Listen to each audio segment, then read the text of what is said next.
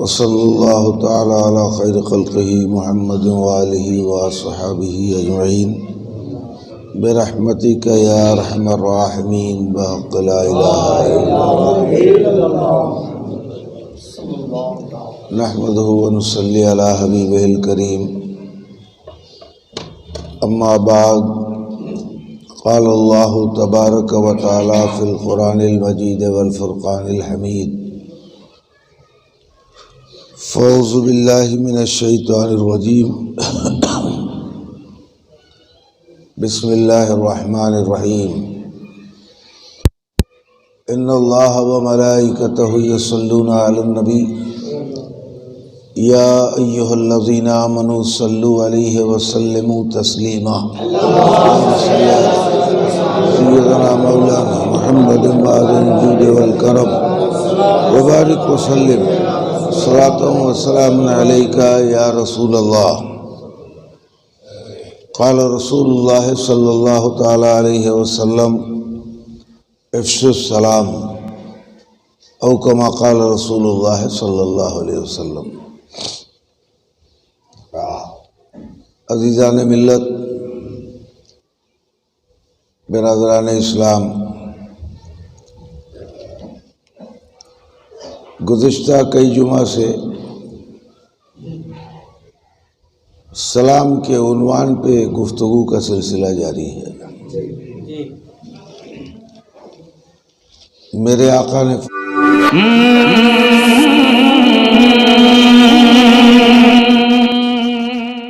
फरमाया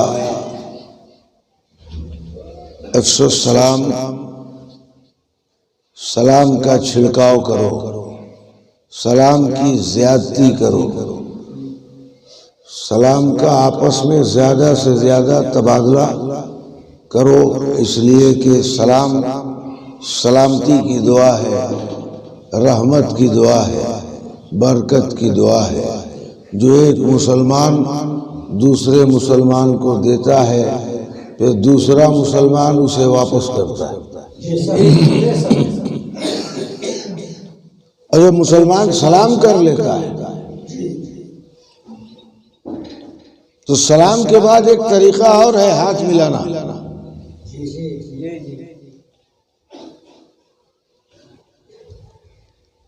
सलाम के बाद मुसलमान हाथ मिलाता है, तो हाथ मिलाने का तरीका मालूम है कैसे मिलाया जाता है? हाथ मिलाया कैसे जाए? हाथ तो मिलाते हैं लोग, लेकिन मेरे नबी ने हाथ मिलाने का तरीका क्या बताया? दुनिया में और कौमें भी हाथ मिलाती हैं, कुछ लोग हाथ जोड़ते हैं, कुछ लोग हाथ मिलाते हैं। इस्लाम तोड़ने के लिए नहीं आया है, टूटे हुओं को जोड़ने के लिए आया है।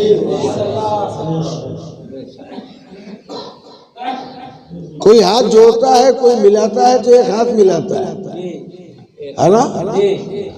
अब मुसलमानों में एक तबका और निकल गया अहले हदीस का। क्या नाम है?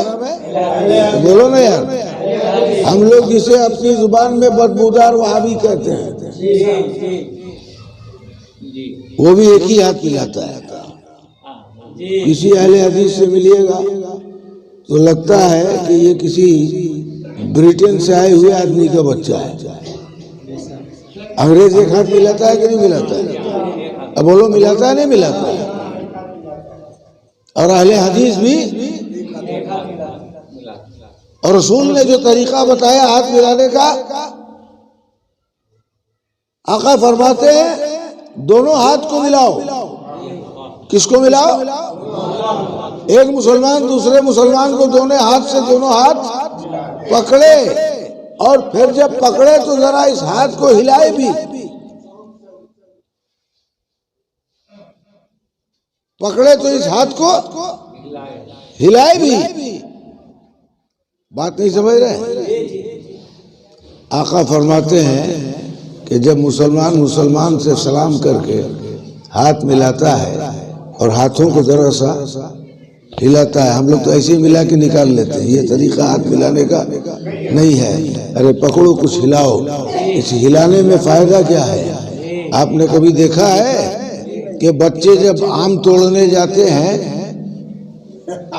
या बड़े लोग आम तोड़ते हैं और लग्गा लगाते हैं या डाल पकड़ते हैं तो उसे जरा हिलाते हैं? क्यों हिलाते हैं? इसलिए कि जो पक्का फल होता है वो हिलाने से नीचे गिर जाता है। मेरे आका फरमाते हैं मुसलमान जब हाथ मिलाता है और हाथों को हिलाता है तो हाथ के जितने गुनाह हैं वो इस तरह झड़ते हैं जैसे उस वक्त पत्ते झड़ते हैं जब पतझड़ का महीना होता है।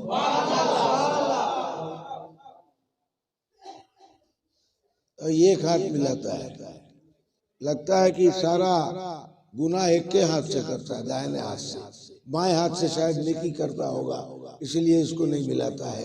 इसमें कोई गुनाह बाएं, उसके बाएं हाथ में कोई गुनाह जितना है सब दाहिने हाथ में। तो ये तरीका क्या है? हाथ मिलाने का। और फिर मुसलमान कहता क्या है हाथ मिला के? यग़फ़िरुल्लाहु लना व लकुम, अल्लाह हमारी भी मग़फ़िरत फरमाए और आपकी भी मग़फ़िरत फरमाए। ये सलाम भी है, हाथ मिलाना भी है, रहमत भी है, बरकत भी है, एक दूसरे के बख्शिश की दुआ भी। सलाम किया तो सलामती दी, रहमत दिया, बरकत दिया, और जब हाथ मिलाया तो क्या कहा? यग़फ़िरुल्लाहु लना व लकुम, हे अल्लाह तू मेरी भी मग़फ़िरत फरमा दे, मेरे भाई की भी मग़फ़िरत फरमा दे।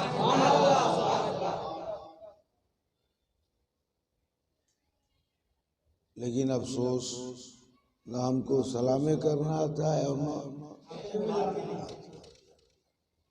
नमाज तो बहुत दूर की बात, रोजा तो बहुत। अबे जिसको बगदादी कायदा पढ़ने नहीं आया वो कुरान शरीफ कहाँ से पढ़ लेगा? बताइए, पढ़ लेगा? बर्न परिचय पढ़ते जाने ने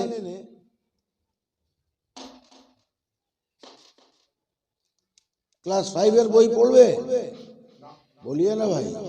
हम लोग जब बांग्ला स्कूल में पढ़ते थे तो सबसे पहले हम लोगों को बर्न परिचय प्रथम भाग ईश्वर चंद्र विद्यासागर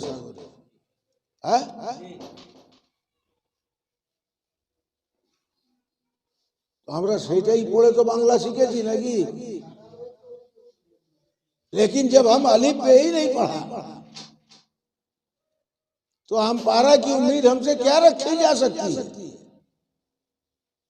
कुरान शरीफ की उम्मीद हमसे क्या रखी जा सकती है? इस्लाम में सबसे पहले मुलाकात में क्या है? सलाम है ना? सलामती भी, रहमत भी, बरकत भी, मग़फ़िरत। हाथ मिलाया तो मग़फ़िरत की दुआ भी। यही तो चाहता है इस्लाम, यही तो देने आया है। इस्लाम सलामती देने आया है, रहमत देने आया है, बरकत देने आया है, और यहाँ भी बख्श देना चाहता है अल्लाह, वहाँ भी बख्श देना चाहता है। मैंने आपसे अर्ज किया था कि इसकी इब्तिदा अपने घर से करो, इसकी इब्तिदा घर से करो, बाद में बाहर में करना।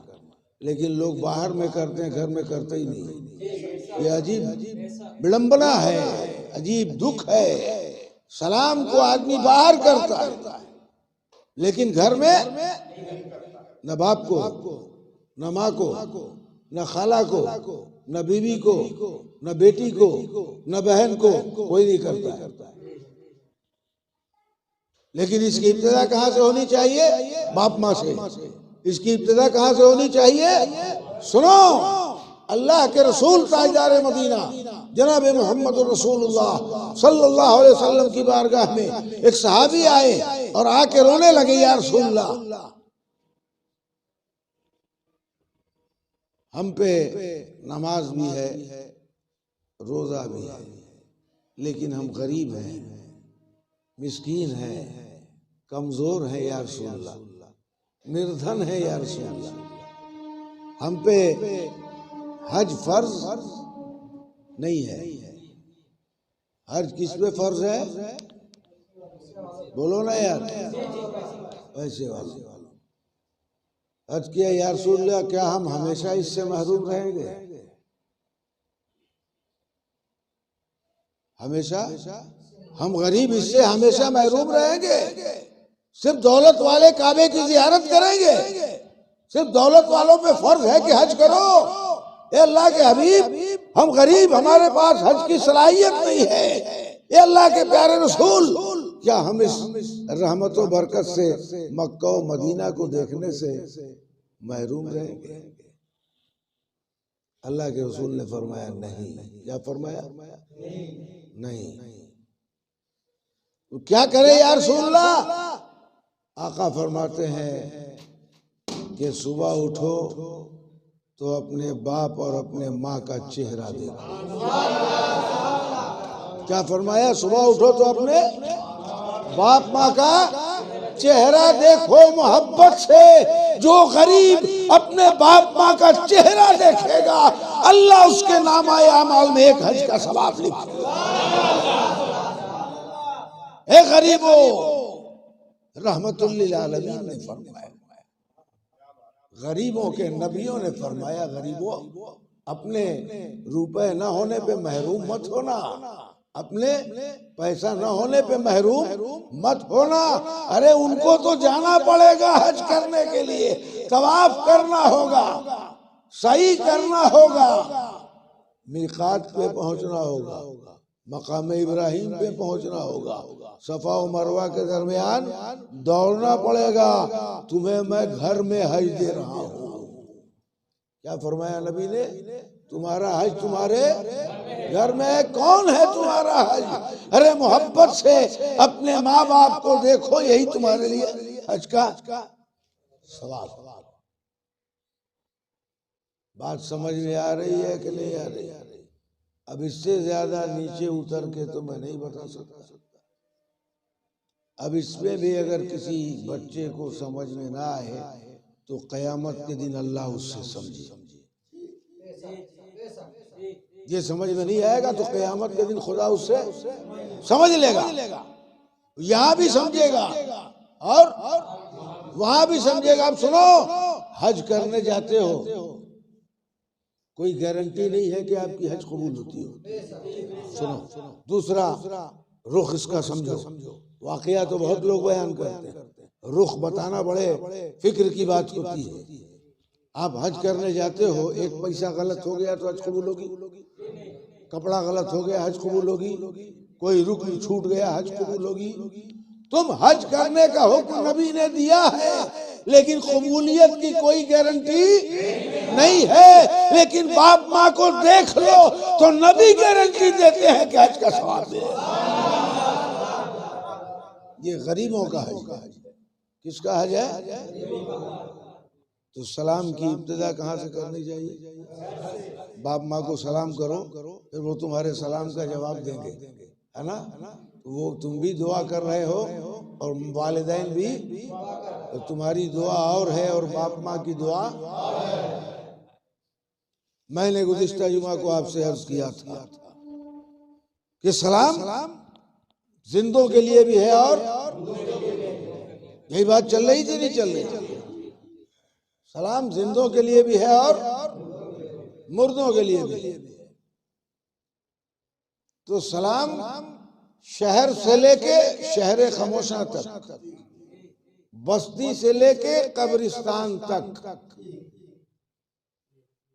जो मुसलमान दिखाई पड़ता है उसे भी सलाम करो, और जो दिखाई नहीं पड़ता, बोलो ना यार, कब्र में दिखाई पड़ रहा है कौन है? एक एक कब्र में 10-10 तो है। दफन किया, फिर मिट्टी डाल दिया, फिर उस पर दूसरे को दफन किया। 40 है, 50 है, बोलो है कि नहीं? दिखाई देता है क्या? देखा किसी मुर्दे से मुलाकात हुई? और अगर कब्रिस्तान ज़ियारत करने गए और एक कब्र फटी और कफन समेत मुर्दा निकला, तो जाने वाला पहले चप्पल छोड़ के भाग चलेगा, कौन आफत में फंस गए। और कहीं शब बारात की रात हो और रात में पहुंच जाए कब्रिस्तान आदमी, 8-10 मुर्दे उठ के खड़े हो जाएं, तो ये जितने मोटरसाइकिल से जाने वाले हैं कब्रिस्तान के नाम पे घूमने वाले, देखिएगा कलकत्ते में, है ना, एक को रहेगा, बोलना भाई, कफन समेत 10 ठो खड़ा है, तो कुछ खड़ा नहीं रहता है तो वहां जाने से डरता है। हाँ, जहाँ खड़ा नहीं रहता है उसके तसव्वुर से डरता है कि कहीं गाछ पर से कूद मत आए। बात समझ रहे नहीं समझ रहे?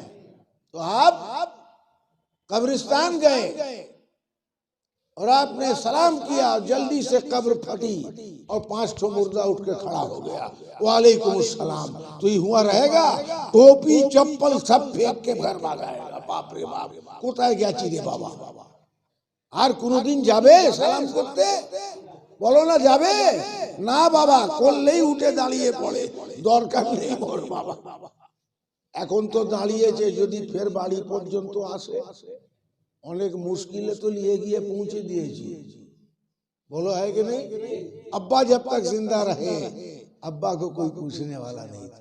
आज 40वां में 5000 आदमी को दावत दे के खिला रहा, अब्बा 40 से आज में ना बाबा 40 से आज, अबे बेहुदा मरदूद नालायक। जब तक जिंदा था उस वक्त कदर करनी चाहिए। अब चला गया तो क्या खोज रहा है? सांप गुजर गया लकीर पीट रहा है, सांप था तो लाठी नहीं मिल रही, और सांप चला गया तो बड़का डंडा मिल गया असगर भाई। अब कौन चीज को मारे, सांप तो है नहीं, चला गया तो लकीर को पीट रहा है जिस पे से सांप गया। बाप जिंदा था तो उसकी कद्र करो, माँ जिंदा है तो उसकी कद्र करो, इसलिए कि तुम्हारे वालिदैन के कदमों के नीचे अल्लाह ने जन्नत रख। 40वां में खिला रहा बिरयानी असली घी का बना बना। अबे हम खाएंगे तो तुम्हारे अब्बा को सवाब मिलेगा, मौलाना साहब को खिलाने से अब्बा को सवाब मिलेगा, गरीब को खिलाने से मिलेगा, मिस्कीन को खिलाने से मिलेगा, बेवा को खिलाने से मिलेगा, यतीम को खिलाने से मिलेगा, भीख मांगने वालों को, मिस्कीनों को खिलाओगे तो इसका सवाब मिलेगा। भूखों को खिलाओ तो इधर खाना गया पेट में, उधर नेकियां गई कब्र में। तो सलाम जिंदों के लिए भी है और मुर्दों के लिए भी। मालूम ये हुआ कि जो मुसलमान दिखाई देता है उसको भी सलाम करो, और जो दिखाई नहीं देता उसको भी। अच्छा, सवाल पैदा होता है, वो जो कब्र में है वो कभी घर में था? तो बोलो ना यार, लॉजिक क्या कहती है? मैं आपको लॉजिक के जरिए समझा रहा हूँ। आजकल के पढ़े लिखे लोग लॉजिक के बड़े कायल हैं, लॉजिक दिए हो जाता है। अच्छा ठीक है, তোমাকে লজিক দিয়েই হয়ে যাচ্ছে, তুমি অমুক ছেলে তোমার কাছে লজিক কি আছে বন্ধু? बगैर डीएनए टेस्ट किए तो पता नहीं चलेगा, लॉजिक से तो नहीं समझा सकते कौन किसका बाप है, कौन किसकी माँ है, कौन किसका बेटा है, लॉजिक से समझा सकते हो? बोलो ना, विदाउट डीएनए टेस्ट के समझ में बोलने को तो बहुत कुछ कहा जा सकता है। एक बात सुनो, जो मुर्दा कब्रिस्तान में है वो कभी जिंदा था कि नहीं था? अपने घर में था कि नहीं था? अच्छा, हम घर के बाहर से सलाम करें, मौलाना साहब अस्सलाम वालेकुम, हम सुनेंगे? नहीं सुनेंगे, इसलिए कि वो सुनने की ताकत हमारे कान में। हम घर में हैं, आप बाहर आए, हम घर में से देख सकते हैं बाहर कौन आया?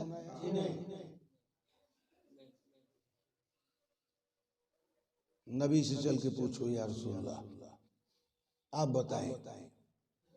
आका फरमाते हैं मुसलमान जब मर जाता है तो उसकी ताकत बढ़ जाती है, मुसलमान जब जिंदा रहता है उसकी ताकत कम रहती है। और मोमिन जब मर जाता है तो उसकी ताकत बढ़ जाती है। सुनो, मार्केट में सब्जी जब दागदार हो जाती है तो दाम कम हो जाता है। बोलो, सड़ जाता है तो दाम, दाग लग जाए तो दाम, और मुसलमान मर जाए तो दाम। यही वो माल है पूरी दुनिया में जो मर जाता है तो इसका दाम नहीं बढ़ जाता है दाम। जैसे मरा, ताड़ाताड़ी गोसलेर व्यवस्था करो। बोलो ना यार, जिंदा था तो कोई पूछने नहीं आया था कि गुस्ल किया कि नहीं किया। अब सब मिल के इंतजाम कर रहा गुस्ल का। ताकि बाबा कुल पाता नहीं आए तो गरम पानी दिए कुल पाता गरम करो। अरे बोलो ना यार, कभी जिंदगी में कुल पाता से नहाया तबे? नहलाया क्या कोई? लेकिन आज कुल पाता, गरम पानी, और गरम पानी मुर्दे पे डालने से पहले अपने बदन पे डाल के देखा जाता है कि कितना गरम है।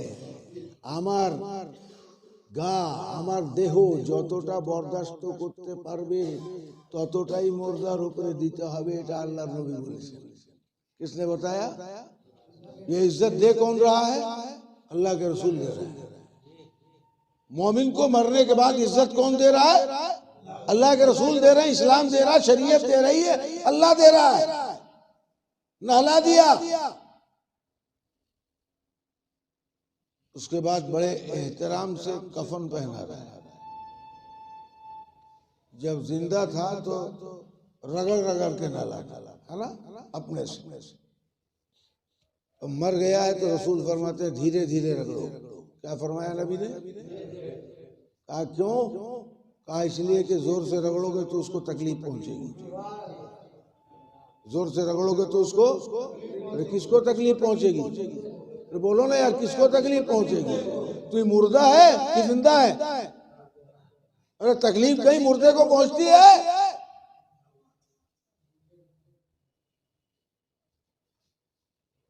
पहुंचा कहला भाषण आसे आता है, जो पहुंच जाता है वो आता है बर्तन में। बोलो ना यार, सड़ा खाना बर्तन में आता है, बेकार खाना बर्तन में आता है। आका फरमाते हैं जब गुस्ल दो करवट बदलो तो धीरे धीरे बदलो ताकि उसको तकलीफ ना हो। आका ने फरमाया जो गर्म पानी तुमने किया है कुल पाता देके, पहले अपने बदन पे डाल के देखो, ऐसा ना हो कि बहुत ज्यादा गर्म उस पे डाल दो तो उसको तकलीफ पहुंचेगी। ताकत बढ़ रही है, इज्जत बढ़ रही है। मर गया है, दूसरे गुस्ल दे रहे हैं, कफन पहना रहे हैं, इत्र लगा रहे हैं, खुशबू लगा रहे हैं, काफूर लगा रहे हैं, कांधे पे लेके चल रहे हैं, सामने रख के पीछे खड़े होके अल्लाह अकबर कह रहे हैं। ये इज्जत इस्लाम ने दिया। ये इज्जत मरने के बाद भी, ये इज्जत किसने दिया? इस्लाम ने दिया, प्यारे नबी ने दिया। और फिर फरमाते हैं कि जब कब्रिस्तान की तरफ चलो तो कलमा पढ़ते हुए लेके चलो। अब जनाजा ले जाने के कुछ मसले समझो। कुछ लोग जनाजा के साथ जाते हैं, बकर बकर करते जाते हैं। जाएगा जनाजे के साथ, अब बात करेगा दूसरी। अल्लाह के रसूल फरमाते हैं कि जनाजे के साथ जाओ तो कोई बातचीत मत करो, हंसी ठट्ठा रास्ते में मत करो। कब्रिस्तान में जाओ मिट्टी देने तो हंसो मत। क्या फरमाया? कब्रिस्तान हंसने की जगह नहीं है, कब्रिस्तान तो इबरत की जगह है। कब्रिस्तान तो सबक लेने की जगह है। तुम्हें भी यहाँ आना है, तुम्हें भी आना है। तो इज्जत बढ़ाया कि नहीं बढ़ाया? और कहा धीरे धीरे लेके चलो, जोर से चलोगे तो तकलीफ होगी उसको। तो मर गया तो ताकत बढ़ गई कि नहीं बढ़ गई? जिंदा था तो घर से बाहर नहीं देखता था, नहीं सुनता था, लेकिन मर गया, मनो मिट्टी के नीचे है, तख्ता लगाया, बिचाली दिया, फिर कादा माटी दिया, उसके बाद फिर मिट्टी दे दिया और इतना दिया कि ऊंचा बना दिया। ना हवा जा सकती है ना आवाज। आवाज वहीं जाती है जहां हवा जाए। आवाज का जाना एयर के जरिए है। जहां हवा नहीं जाएगी वहां आवाज नहीं जाएगी। ये थ्योरी है, यही प्रैक्टिकल है। तो बंद कर दिया कब्र को। अब आका फरमाते हैं कि कब्र के बाहर जितने खड़े हैं सबको मुर्दा देखता है। क्या फरमाते हैं? सबको मुर्दा देखता है और पहचानता है। देखता ही नहीं, भाई देखना अलग चीज है और पहचानना, हम बहुत चीज देखते हैं, जरूरी नहीं कि सबको पहचानते हो। दिन भर में हम 100 आदमी को देखते हैं लेकिन सबको पहचानते नहीं है। मुर्दा उसके कब्र पे गया है तो पहचानता है कि बेटा आया है, भतीजा आया है, नाती आया है, पोता आया है, चचा आया है, बाप आया है, कौन आया है। आका फरमाते हैं मुर्दा पहचानता है उसे। और तुम्हारे सलाम को मुर्दा सुनता है। जब जिंदा था तो देखने की ताकत कम थी, मर गया तो मिट्टी के नीचे से ऊपर देखने की ताकत पैदा हो गई। जब जिंदा था तो घर के अंदर से नहीं सुनता था, मर गया तो मनो मिट्टी के नीचे दफन है और ऊपर वाले की आवाज नीचे सुन रहा है। जब हम कहते हैं अस्सलामु अलैकुम या अहलल कबूर, तो कब्र वाले भी जवाब देते हैं वालेकुम अस्सलाम व रहमतुल्लाहि व बरकातुहू। सलाम आपने किया अकेले और पूरे कब्रिस्तान के तरफ से जवाब आपको मिल रहा है। अच्छा, एक बात और बता के अपनी गुफ्तगू खत्म करूं कि कब्रिस्तान में शराबी भी है, जुआरी भी है, कबाबी भी है, बदमाश भी है, तहज्जुद गुजार भी है, नेककार भी है, नमाजी भी है, नेक भी है, बद भी है, यहाँ तक कि अल्लाह के वली भी है उसी कब्रिस्तान है कि नहीं? ऐसा कोई मसला है कि कौन जवाब देता है कौन नहीं देता? अरे कलमा पढ़ लिया है। अब वो जो भी है कब्रिस्तान में सब तुम्हारे सलाम का जवाब देते हैं। अच्छा, सबने कहा वालेकुम सलाम, तुम पे सलामती हो, रहमत हो, बरकत हो। उसी में कोई अल्लाह वाला है वो भी तो कहेगा सलामती हो, रहमत हो, बरकत हो। अरे सबको रद्द कर देगा लेकिन अपने दोस्त की बात को अल्लाह रद्द नहीं करेगा। इसलिए सलाम जिंदा के लिए भी है और सलाम मुर्दा के लिए भी। और एक बात समझ में आई कि हम कब्र के बाहर हैं और मुर्दा कब्र के, हम बाहर से सलाम करते हैं, मुर्दा सुन लेता है कि नहीं? पहले मैंने बताया कि आपस में सलाम करो, फिर मैंने बताया कि जिंदा हो कब्रिस्तान से जाओ तो मुर्दे को सलाम करो, और मोमिन हो तो अपने नबी को सलाम करो, मुसलमान हो तो अपने। अगर कब्र से मुर्दा तुम्हारे सलाम को सुनता है तो मदीने से मुस्तफा हमारे सलाम को सुनता है। अबे शराबी कबाबी मुर्दा में इतनी ताकत है कि मिट्टी के नीचे से ये बदमशवा सुन लेता है और जवाब भी देता है। अबे तू, तेरी सुनने की ताकत क्या है? मेरे नबी के सुनने की ताकत वो है कि अल्लाह की वही नाजिल होती है। अबू बकर नहीं सुनते, मुस्तफा सुनते।